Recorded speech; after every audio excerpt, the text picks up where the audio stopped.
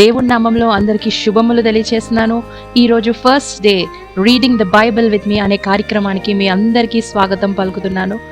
మరి ఈ రోజు నుంచి మన ఈ బ్యూటిఫుల్ జర్నీని స్టార్ట్ చేయబోతున్నాము. సో ఫస్ట్ మనం స్టార్ట్ చేయాల్సింది సామ్స్తో స్టార్ట్ చేద్దాం. Okay, so let us all dive into sums first chapter. నాతో పాటు కలిసి చదువుతారా? కీర్తనలు 1వ అధ్యాయము, సామ్స్ ఫస్ట్ చాప్టర్. దుష్టుల ఆలోచన చొప్పున నడువక, పాపుల మార్గమున నిలువక, అపహాసకులు కూర్చుండ చోటున కూర్చుండక, యెహోవా ధర్మశాస్త్రమందు ఆనందించుచు దీవారాత్రము దాని ధ్యానించువాడు ధన్యుడు. అతడు నీటి కాలువల యోరన నాటబడినదై ఆకువాడక తన కాలమందు ఫలమిచ్చు చెట్టు వలె నుండును. అతడు చేయునదంతయు సఫలమగును. దుష్టులు అలాగునుండగా గాలి చెదరగొట్టు పొట్టువలే నుందురు. కాబట్టి న్యాయ విమర్శలో దుష్టులను, నీతిమంతుల సభలో పాపులను నిలువరు. నీతిమంతుల మార్గము యెహోవాకు తెలియను, దుష్టుల మార్గము నాశనమునకు నడువును. మనం చదువుకున్న వాక్య భాగంలో చూసుకున్నట్టయితే దేవుడు ఇక్కడ మనకు ఇద్దరు గురించి చెప్తున్నాడు. ఒకటి నీతిమంతుల గురించి, మరి ఒకరు దుష్టుల గురించి. ఈ 2 వేస్ని దేవుడు డిఫరెన్షియేట్ చేస్తున్నాడు. ఇక్కడ ఏం చెప్తున్నాడంటే, ఫస్ట్ నీతిమంతులు అంటే ఎవరంటే దుష్టుల ఆలోచన చెప్పున నిలువక, పాపుల మార్గమున నిలువక, అపహాసులు కూర్చున్న చోట కూర్చుండగా, ఎవరైతే ఈ పనులు చేయకుండా దీవారాత్రము దానిని ధ్యానించువాడు, దేనిని ధర్మశాస్త్రమందు దీవారాత్రము ధ్యానించుదు దానిలో ఆనందించువాడే నీతిమంతుడు. నీతిమంతుడు ఏ రీతిగా ఉంటాడని చెప్తున్నాడు దేవుడు. అతడు నీటి కాలువల యోరున నాటబడినదే ఆకువాడక తన కాలమందు ఫలమిచ్చు చెట్టు వలె నుండును.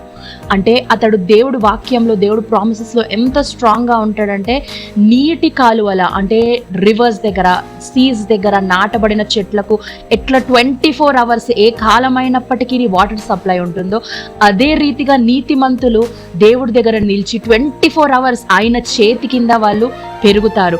ఏ సీజన్ అప్పుడు ఏ ఫలం ఇయ్యాలో దేవుడు వాళ్ళ జీవితాల నుంచి చిగురింపజేస్తాడు. అదే దుష్టుల గురించి మనం ఆలోచించినట్టయితే ఇక్కడ ఏం చెప్తుందంటే, దుష్టులు ఏ రీతిగా ఉంటారు. దుష్టులు ఆలోగను ఉండక గాలి చెదరగొట్టు పొట్టువలే నుండురు. దుష్టులు ఏ రీతిగా ఉంటారంటే గాలి చెదరు పొట్టువలే ఉంటారంట. అంటే పొట్టు ఇప్పుడు మనం గాలిలో పెడితే ఏ రీతిగా అది దాన్ని ఏమంటారో కనుమరుగైపోతుంది, ఏ రీతిగా అది ఎగిరిపోతారో దుష్టులు కూడా అలాగనే ఉందరు. వారి మార్గములు దేవుడు తెలివే అంట.